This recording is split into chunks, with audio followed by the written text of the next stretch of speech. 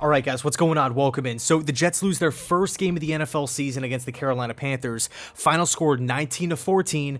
There's a lot of stuff to get into here. Okay, there's a lot to dive into. There was some good. There was also a lot of bad. We're going to get into both sides here, but really what I'm left with after this game, it just ended 10 seconds ago here, is the feeling of wanting more. I wish we had a fifth quarter. I wish we had an extra half of football, because I truly felt like once halftime arrived for this Jets coaching staff, they really did a good job of looking themselves in the mirror and understanding, hey, what we're doing so far has been an absolute joke. It's been an absolute train wreck. We need to switch it up. We need to pivot.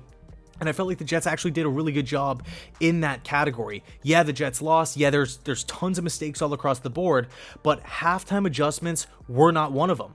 They weren't. They looked like a pretty formidable bunch in the second half that wasn't only competing with the Carolina Panthers, but it almost looked like they were storming a comeback too, and that was both offensively and defensively. But man, there were a ton of issues today. Let's start at the top with the offense. And really, let me preface by just saying that I do feel like it was one of those games. It was kind of a tale of two halves. In the first half, it was atrocious. I mean, it was so bad on tons of different metrics. Let's start on offense, okay? The offensive line production, where was that? Both in pass pro and in the run game, it was god awful. And you have to tip your cap to the Carolina Panthers defense, because every single player was flying around the football field today. They were in full attack mode. They knew exactly what to do, exactly where to go, and they had success really at all three levels: the secondary, the linebackers, and the defensive line. Derek Brown, Thompson, Brian Burr, Jeremy Chin, the Carolina Panthers came to play. Okay, so you have to give credit where it's due. Carolina executed. They put out a really awesome showing on defense. But as far as the Jets offensive line is concerned, we had no chance in the first half. If the Jets did not make those adjustments in the second half, the score would have been 35-0. You take a look at the offense in the first and second quarters, they couldn't establish the run. Zach Wilson was constantly in second and long, third and long. He was running for his life back there.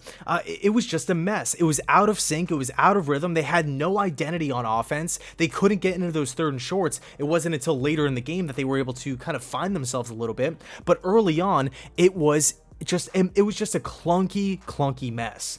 And I felt like the offensive line just getting beat down was a major part of that. I felt like Mike LaFleur's play calling on offense in the first half was really predictable as well. I felt like every single first down play was a handoff up the middle, no gain of one, loss of one. It was just no production on first down, which then sets up a second and long and then a third and long.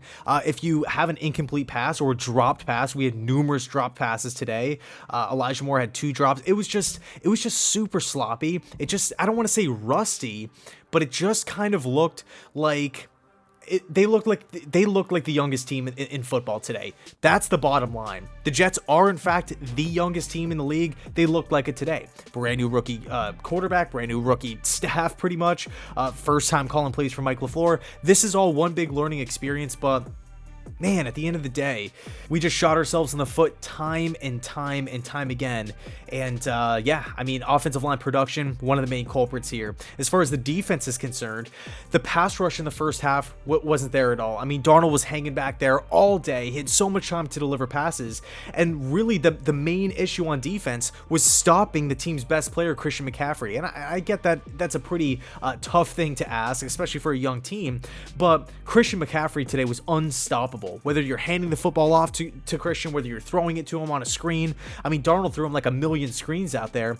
It was just chunk play after chunk play after chunk play. Christian McCaffrey, the guy was just a machine today. There's a reason why he's the first player drafted in all these fantasy leagues. The second he touches the football, it's an instant positive play for the Carolina Panthers. What an absolute luxury it is. And then you have guys on the outside like Robbie Anderson who beat us over the top on the play action. A beautiful play call that was early. But on defense, I just felt like getting after Sam Darnold and then not being able to slow down Christian McCaffrey, those were the two big things, the two main issues that this defense had. But you know what? The one thing that I absolutely loved from today's effort from the Jets, we faced so much adversity early on in the game with the dropped passes, with the stale play calling, the offensive line protection. We had all of these issues going on. We looked like the worst team in football in the first half, but towards the back half of the game, as the game went on, we got a little bit better, a little bit better, a little bit better. It's not like how it was in the Gase era where, you know, first drive or two, we looked pretty good, but all the plays are scripted, and then from that point on, it's all downhill, and we have no idea what's happening. We have no idea how to utilize timeouts, clock management, how to adjust, nothing like that. As time went on, the Jets got a little bit better and a little bit better, and that's something that you can hang your hat on as a fan of this team. Now, next week, we play the New England Patriots, and we'll see how they do later today against the Miami Dolphins. It's a big game for them, but it's going to be rookie quarterback versus rookie quarterback, home opener for the Jets, and it should be a lot of fun. So, can't wait to see how everything plays out. But as far as this matchup is concerned, I mean, we got to get back to the drawing board. Obviously, Keelan Cole didn't play. Jamison Crowder didn't play. That was thankfully not due to injury, but Mekhi Becton got hurt. Sherwood got hurt. Joyner got hurt. I mean, the injuries are continuing to mount up for this football team. So it's going to be a tough week, okay? It's going to be a tough week to, again, look ourselves in the mirror, and we have to ask ourselves what went wrong and how do we adjust it moving forward. At the end of the day, we're only 0-1. We're not 0-8. We're not 0-9. The season is still in front of us, but the main goal of the season, at least for me personally, as time progresses, can we adjust? Can we get better? Can we look better as a football team? And I felt like today was almost a microcosm of that.